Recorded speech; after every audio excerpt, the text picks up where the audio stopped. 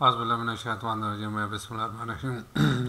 एक नई वीडियो के साथ हाजिर खिदमत हूँ और उम्मीद करता हूँ मेरी इस वीडियो को भी आप पसंद करेंगे और कमेंट्स बॉक्स में जाके इस पर लाजमी कमेंट्स करेंगे कि ये वीडियो आपको कैसी लगी। और नए आने वालों के लिए खुश आमदीद, वेलकम, और साथ रिक्वेस्ट कि मेरे चैनल को सब्सक्राइब करें और बेल आइकन को टच करें ताकि मेरी हर वीडियो आप तक बआसानी पहुँच सके।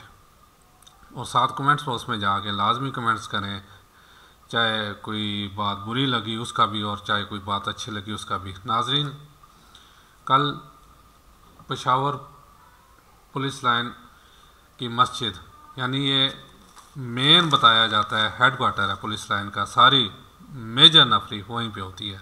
इनके ऑफिसर्स, इनके सिपाही, यानी ऑल टू ऑल यहीं पे होते हैं। वहाँ की मस्जिद, जामिया मस्जिद, जो बहुत बड़ी मस्जिद है, फुटेज आपने देखी होगी, वहाँ बम धमाका हुआ और अब तक की रिपोर्ट के मुताबिक 32 अफराद वहाँ पे शहीद हुए, जिसमें पुलिस वाले भी थे, अक्सर पुलिस वालों की थी, सिविलियन भी थे, और 150 ज़ख्मी हुए। 150 ज़ख्मी हुए जो लीडिंग रीडिंग हॉस्पिटल पेशावर में ज़ेर इलाज हैं। अब वहाँ पे एक निगरान सेटअप है, निगरान वज़ीर आला है, वो उसे देख रहे हैं। और अभी तक वहाँ के जो आईजी साहब हैं, मौज़म जान इंसारी, आईजी खैबर पख्तूनख्वा ने गवर्नर पख्तूनख्वा को भी मुकम्मल कोई रिपोर्ट नहीं दी। अभी वो रिपोर्ट तैयार कर रहे होंगे जो भी जिस किस्म की। इसके अलावा निगरान सीएम, जो निगरान वज़ीर आला हैं, उन्होंने भी आईजी से रब्ता किया तो उन्हें भी अभी कोई यानी हौसला अफजा रिपोर्ट नहीं दी गई। ताहम CCPO पेशावर वो यहाँ आए, उन्होंने यूएल जो एक रटा रटाया बयान होता है और कुछ काफ़ी हद तक ठीक भी होता है कि जनाब फ़िलहाल अभी तक कुछ कहना कबल वक्त है कि धमाका किस नौयत का था। तहकीकाती टीमें अंदर मौजूद हैं, वो अपना काम कर रही हैं, वो आ जाएं, उसके बाद जो है ना इसका ब्रीफिंग दी जाएगी। लेकिन मेरा एक मासूमाना सवाल है कि बताया जाता है, जैसे कल से आज तक मैं इन टच हूँ, मुख्तलिफ चैनल से ख़बरें नोट कर रहा हूँ कि वो जो खुदकुश हमलावर था बड़े आराम से आया, वो सबसे अगली साफ में खड़ा हो गया, सबसे अगली साफ में खड़ा होकर उसने अपने आप को ब्लास्ट कर लिया। एक जो पुलिस हेड क्वार्टर है उसकी जामिया मस्जिद है बहुत बड़ी, उसमें कैमरे भी यकीनन होंगे और पुलिस हेड क्वार्टर में भी कैमरे लाजमी होंगे। उन्होंने इस बंदे को क्यों नहीं देखा?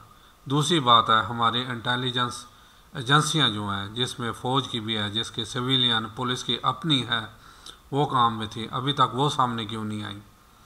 जैसे अपना ये आर्मी पब्लिक में धमाका हुआ था तो फ़ौरन ये जो इंटेलिजेंस थी फ़ौज की, उन्होंने कह दिया हमने 1 माह पहले इन्हें बता दिया था कि ये ऐसा काम हो सकता है। फिर ये वहाँ पे लाहौर में वाघा बॉर्डर में खुद कुछ धमाका हुआ तो वहाँ भी तकरीबन 150 के करीब आदमी शहीद हुए, वहाँ भी फ़ौरन आगे जी हमने तकरीबन 1 माह पहले ये बता दिया गया था। लेकिन यहाँ पे ऐसा कुछ बयान सामने नहीं आया। हमारी एजेंसियाँ क्या कर रही हैं, किधर हैं वो? चाहे वो फ़ौजी हैं चाहे सिविलियन हैं, अभी तक उनका बयान सामने क्यों नहीं आया? अभी तक उन्हें अगर नहीं आया तो उन्हें अपनी गलती तस्लीम करनी चाहिए। देखें, अब दुनिया का जोग्राफी जो है ना चेक करें ना, तो इंडिया जो बम्बे ब्लास्ट हुए, ठीक है, उसके बाद जो भी ज़िम्मेदार थे टीवी पे आके उन्होंने अपनी गैर ज़िम्मेदारी कबूल की। उन्होंने कहा जी हमारी नेगलिजेंसी है कि कहाँ से लोग, खैर उन्होंने तो पाकिस्तान पे इल्ज़ाम लगाया और बरास्ता ये समुंदर से उन्होंने कहा आए थे कि वहाँ से चले यहाँ तक आए, हम उन्हें ट्रेस क्यों नहीं कर सकते, ये हमारी नेगल। फिर उसके बाद उन्होंने एक जामिया प्लान बनाया इन चीज़ों को रोकने के लिए। जामिया प्लान में सबसे पहले ये होता है कि सारे बंदे, चाहे सिविलियन हैं चाहे सियासतदान हैं चाहे फ़ौजी हैं, वो एक पेज पे आ गए। उसके बाद एक जामिया, जैसे नेशनल एक्शन प्लान हमारा भी बनता है, लेकिन वो सियासत की नज़र हो जाता है, उसमें फ़ौजी भी बैठे होते हैं, उसमें सियासतदान भी बैठे होते हैं। खैर अवाम को तो किसी गिनती में ही शामिल नहीं करते। कि चले अवाम के जो अहले इल्म है उन्हें भी साथ बैठा लिया, हो सकता है वो भी कोई अच्छा मशवरा दे ही दें, लेकिन उन्हें तो किसी काबिल ही नहीं समझा जाता। उन्होंने एक जामिया प्लान बनाया और उसके बाद वहाँ कोई ऐसा धमाका नहीं हुआ। हमारे यहाँ क्या हो रहा है, हर चौथे दिन एक धमाका। वजह क्या है, हम इंतशार में बटे पड़े हैं। फ़ौज अलग अपना रोना रो रही है, सिविलियन अपना अलग रोना रो रहे हैं, सियासतदान अपना अलग रोना रो रहे हैं, अवाम अपना अलग रोना रो रही है। और मुल्क का हाल देख लें, जितना कि अबतरी की तरफ जा रहा है, जितना कि डिफ़ाल्टर की तरफ जा रहा है, ये आप सबके सामने है। यानी पाकिस्तान, अगर मैं इस टाइम अगर इंतहाई माजर के साथ पाकिस्तान, हालांकि मादरे मिल्लत कहा जाता है, पाकिस्तान को माँ कहा जाता है, लेकिन हमने इसे एक तवाइफ बना लिया। और तवाइफ भी वो, दूसरी तवाइफ तो पैसे लेती है ना, अच्छे खासे पैसे उसके जब फारग होती है तो उसके अच्छे पैसे खासे पैसे इकट्ठे होते हैं, तमाशबीन उस पर अपने पैसे नछावर करते हैं। लेकिन इस तवाइफ के तो जो तमाशबीन है ना, वो उसके पैसे उठा के लेके जाती है अपने तवाइफ के, यानी पाकिस्तान के तमाशबीनी में पड़े हुए हैं। कल मैंने एक वीडियो अपलोड की थी, उसमें देख सकते हैं कि तमाशबीन कौन कौन है। सब है, मेरे से लेके मेरा वज़ीर आज़म, मेरे से लेके मेरा कमांडर इन चीफ, मेरे से लेके चीफ जस्टिस, मेरे से लेके मेरा सदर, मेरे से लेके बड़े से बड़ा ब्यूरोक्रेट, जो भी यहाँ पे सब तमाशबीन है। यहाँ पे मुखलिस कोई नहीं है, इंतहाई माजर के साथ मैं यही कह सकता हूँ। क्योंकि अगर मुखलिस हो ना, हम एक पेज पे जमा हो जाएं, कोई ऐसा मसला नहीं है। दूसरे मुल्कों की मैंने कल भी मिसाल दी थी कि ये यहाँ तो मामला ही बहुत सीधा है। अल्लाह का शुक्र है कि उस लहद तक हम पहुँचे ही नहीं कि अमेरिका जैसे मुल्क में 150 साल खाना जंगी होती रही है। लेकिन दुनिया अब कोशिश कर रही है कि पाकिस्तान भी